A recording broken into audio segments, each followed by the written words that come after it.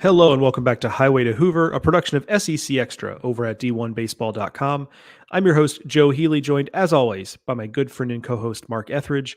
We are continuing our series of SEC team previews. We're going to preview all 14 teams as we lead up to opening day. And today, we're going to talk about the Ole Miss Rebels, which are coming off a tough season. The Magnolia State curse strikes again. Back-to-back years, a team wins a national title, the first in program history, and then stumbles the very next year. So we will get into that and our feelings on the likelihood of a bounce-back season for Ole Miss in 2024. But before we jump into that, I have to let you know that this episode of Highway to Hoover and every episode of Highway to Hoover is brought to you by Pitch Logic, the system used by players, coaches, scouts, and instructors at all levels of play, from youth leagues to the big leagues.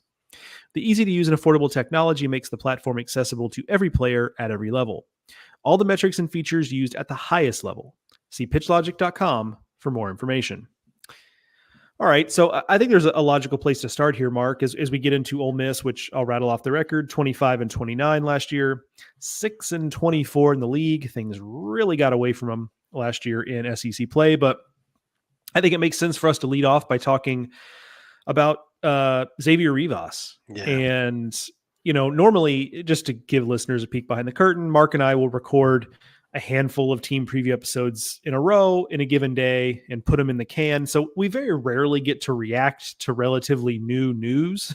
And by the time you listen to this, it won't be that new a piece of news, but it just doesn't normally work out where we actually can insert something recent into them. But we did recently get the news that Xavier Rivas, who, frankly, was in a lot of ways Ole Miss's steadiest starting pitcher last season, given the injuries and the inconsistency we saw from the freshmen they put out there, is gone for the season with Tommy John. So he will not be a part of the club in 2024. So, Mark, your reaction to that and what you think it means? Just brutal. I mean, after losing, you lost Josh Mallets last year, the closer, and then you lost Hunter Elliott, your Friday starter. And I don't know that Ole Miss really ever recovered from that. I mean, you insert those two guys in the lineup, it's a much different team, right, from a pitching standpoint. So as soon as we hear the news, just like, oh gosh, here we go again, right? With this bad luck, you're losing a key guy. The difference is, and we hope it's a difference if you're wearing, Rebel gear, is that there are other pitchers that you brought on who could step into that role, and you aren't as quote stretching for a weekend starter like when Elliott went out. I do think that with JT Quinn, he could for all indications are he has been electric, and he's going to be that next guy, right? Then Grayson Saunier has been, last year a lot of us thought he might be one of the best freshmen in the country, and he was okay. He had his moments, but he wasn't, he wasn't quite ready to step into an SEC weekend rotation and flourish. Well, here he is. So there's two spots, and then you're wondering, okay, well, now without Rivas, who you felt pretty good about after the way he pitched last year,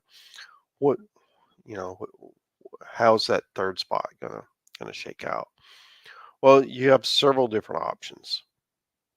One of probably the most buzzy option right now is Wes Mendez, who is a freshman lefty who really had a great fall, and a lot of people feel like he was gonna challenge for a starting spot anyway. And now there's an opening that potentially he could step into, but he's certainly not alone. I mean, Liam Doyle, the Coastal Carolina transfer, is another candidate, hard thrower, a guy who could come in and do it. And also Kyler Carmack, who's another guy hard throwing guy who had a pretty good fall, and he's right there in that mix. And you have to think one of those three is going to have to elevate and pitch, pitch at a level Rivas would have pitched at in order for Ole Miss to get to where they want to go. Because now you're not only trying to pitch well enough to be one of the top 3 starters, but you're also trying to pitch well enough to elevate your team to a higher place in the SEC, which is, as we know, is really unforgiving. So that to me has become, that Ole Miss has a lot of questions with different transfers coming in and what's the lineup going to look like and all that good kind of stuff. But after losing Rivas, I mean, this becomes, the big flashing marquee of what we want to see as February is here, and now the season will start in a couple weeks, and we'll be able to find out some of these answers to these questions. Yeah, I think you mentioned the depth of options there, and I like them too. And by the way, Kyler Carmack, if you're a sucker like me for a changeup, oh boy, are you in for a treat? It's a fun little changeup, but so I do like the depth of options they have available, barring another slate of injuries, which of course you could never predict. Like they're going to have a lot of good options, but I think it really does come down to how ready are Quinn and Saunier to be, 1 and 2 or in some order, right? Right. Because those guys are the high end talents. Those guys were the big name freshmen last year, and ultimately, not just for the 2024 season, but ultimately, especially in the SEC, your program development, a lot of it hinges on, can you bring in stud freshman pitchers and develop them to be ideally multi-year high-end SEC starters, 100%. right? I mean, that's, if you want to boil it down to one thing that gets you success in the SEC, that's it, because it's just not easy to do. If it were easy to do, everybody would have those guys, right? So that to me is bullet point number 1 there. But you mentioned some of they get Josh Mallett's back from injury. That's huge. Mason Nichols was okay last year, but he's a Team USA guy 2 years ago. And, so can he kind of bounce back to form and be a trustworthy piece there? I think that's going to also be an important piece of the puzzle. In the lineup, to me, it's how do these transfers take, right? I mean, we talk a lot about the pitching because for Ole Miss last year, that was where a lot of the struggle is, but this is a lineup that's turning over quite a bit.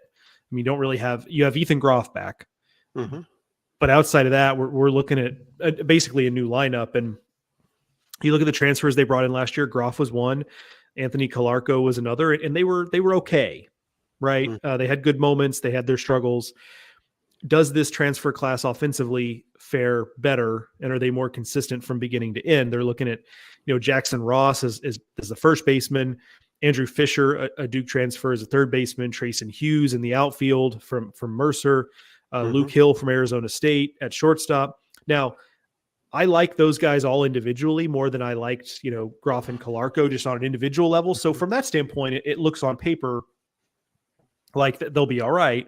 But I mean, Mark, how this goes. And I think the listeners understand that sometimes you just don't know with transfers. You can feel pretty good about it, but sometimes guys just don't take the way you thought they were going to. So that's going to be a factor here. But to me, that's really what it boils down to is, do those transfers take it? There are some players who've been in the program that I think, could be catalysts as well and could be a big part of it. I think one is Judd Utermark, who has battled injuries.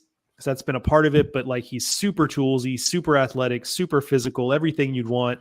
But can you keep him healthy? Can he be an everyday guy in the lineup is a big question. Then you've got, a couple of freshmen in Campbell Smithwick behind the plate, who looks the part of, can you basically do what Hayden Dunhurst did, which is step on campus and immediately be the guy behind the plate? That is really hard to do as a freshman, not just from a skill standpoint, but from a can you do it physically standpoint, because crouching behind the plate 150 times a game for 56 games plus the postseason is not an easy thing to do as an 18-year-old, right? 18, 19-year-old. So, and then Braden Randall in the infield, is he ready to be, can he be it's a high bar to clear, but can he be what Florida had in Cade Kurland last year at second base? A guy who's immediately just a part of the lineup and is a big time catalyst. So, last year we felt pretty good about Ole Miss's offense, and had some questions on the pitching staff, especially after the injury bug bit the way it did. This year, it feels like it should be the opposite, right?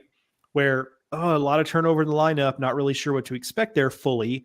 But hey, we've got all these pitchers back. Well, the variable, of course, is that, well, the pitchers that are coming back weren't very good last year. At least they weren't consistent last year. And so that puts a little bit of a different wrinkle in this whole thing. But to me, that's the way it on paper should look, is that, hey, if these pitchers pitch up to their potential, there's a chance this is a high end pitching staff, and that'll give the lineup some time to kind of shake out and figure out who they are. But they're going to have to live up to that, because if it's a repeat of last year on the mound, it's just going to be kind of the same struggle over and over again. Right. Well, I guess where I want to go with this is last year you had 3 all SEC type guys, right, in the lineup with, Gonzalez, with Alderman, with Harris.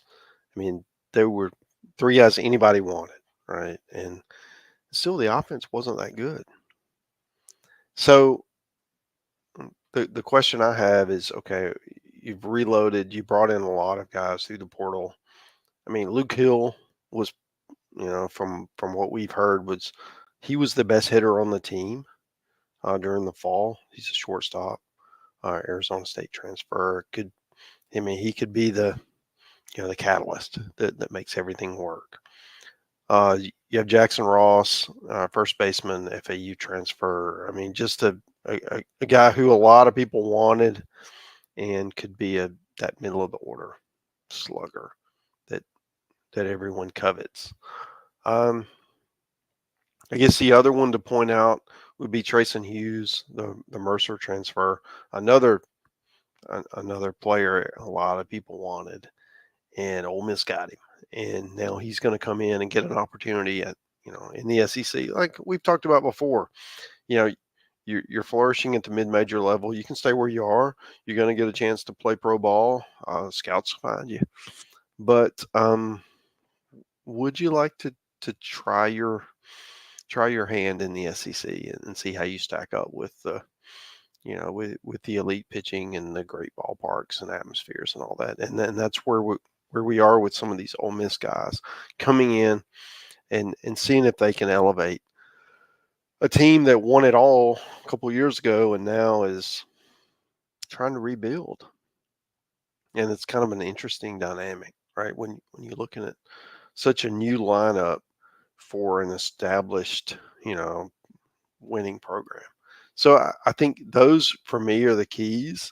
If they're able to elevate and be, it's hard to be better than those 3 players from last year were, but they need to be able to be to have their production lead to more wins than their predecessors did.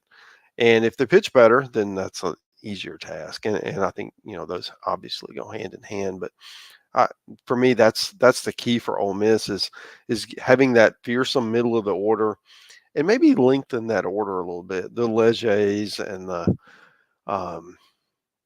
who else is going to be in there? Randall Fisher, Andrew Fisher. We hadn't talked about him from Duke, the third baseman transfer. Just lengthen that lineup a little more, so that you when those top of the guy, middle of the order guys, they get on, that it just continues to rotate through the lineup. And I think that's going to be the key, is lengthening those innings, lengthening those leads, expanding leads, doing those things that maybe they didn't do enough of last year. And to do that, you have to have the dudes, and I think they feel good about them. I mean, you mentioned Smithwick, freshman catcher, has a chance to be the next great SEC, 3-year starter at catcher who goes on and does marvelous things, right? So he has all the tools. And question is, there've been a few through the years who've come in and looked like can't misses who missed, and he wants to avoid that desperately. So so that's what we'll be watching to see. Is he ready to play as a freshman? And probably more importantly, is he in a position where he doesn't have to be the guy, right? Because these other his teammates have stepped up, so that he can kind of ease into it and move at the appropriate pace. And I think that's going to be important, not just for him, but some of these other guys who may not, who'd love it if they come in and excel as freshmen, but you'd really not, you really don't want them to have to be be carrying the whole program on their shoulders right away. One thing that'll be key about, having those transfers be in the middle of the order and be ready to go, and having some of the a guy like Ethan Groff come in and take another step and be a little more consistent, is that I think there's an opportunity for Ole Miss to have some role players who could be really nice role players, but their lineup will be at its best when those guys are just allowed to be role players. I think back to the 2022 team when, you had, Ben Van Cleve as a guy who didn't start very much, but played a role there and got some big hits. And, Hayden Leatherwood played a little more than say Ben Van Cleve, but also got a lot of big hits. And I think about a guy like Ethan Leger, who is slated to be an everyday starter, but let's face it, ultimately, like barring a huge jump from him, he's a guy that, hey, if you let him hit at the bottom of the order, he's got a year of experience under his belt. That's a nice bottom of the order piece. Or Braden Randall, can you create a situation where there's not a lot of pressure on him to be offensive right off the bat? Let's say Judd Utermark is not ready to be an everyday guy, whether it's performance-wise, injury-wise, whatever. Can you find a good role for him just kind of in between opportunities?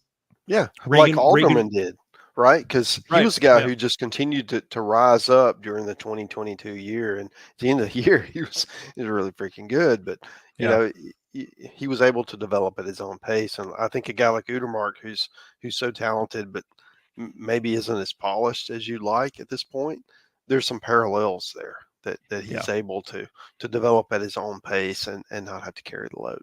But Reagan Burford, another guy like that, Will Furness, those are all guys that I think give this position player group good depth. But if the transfers they brought in who they need to be middle of the order guys aren't that, it will put more pressure on those guys that I think are probably better off being role players. And it's kind of a redux of what you had on the mound last year, which is like, Xavier Rivas would have been a really nice Sunday guy. Yeah. But he got put in a position where he kind of needed to be the Friday guy, and that it happened in the bullpen too, where some guys were getting overexposed, right? Jack Doherty had to go back to the rotation at certain points because they just needed somebody. And so he was in a role that wasn't best for him. So, if the lineup turns out like they would like it to, I think you can avoid that situation and keep role players, and you could have a lineup, I think, that could be pretty doggone good. But of course, in a conference full of them, we will have to see where it ultimately ends up stacking up. That is going to do it for this edition of Highway to Hoover, a production of SEC Extra over at d1baseball.com. If you're an Ole Miss fan who parachuted in for this one episode, we appreciate you listening, but we would also urge you to stick around and listen to the rest of this series previewing all 14 SEC teams for the 2024 season, and also go back to the ones we recorded before this Ole Miss episode dropped. Leave us a 5-star review, a rating, whatever it is you do on whatever podcast app you use to listen to us. We would greatly appreciate it. Speaking of which, we also greatly appreciate Pitch Logic for sponsoring this and every episode of Highway to Hoover. And I appreciate you, Mark, for joining me as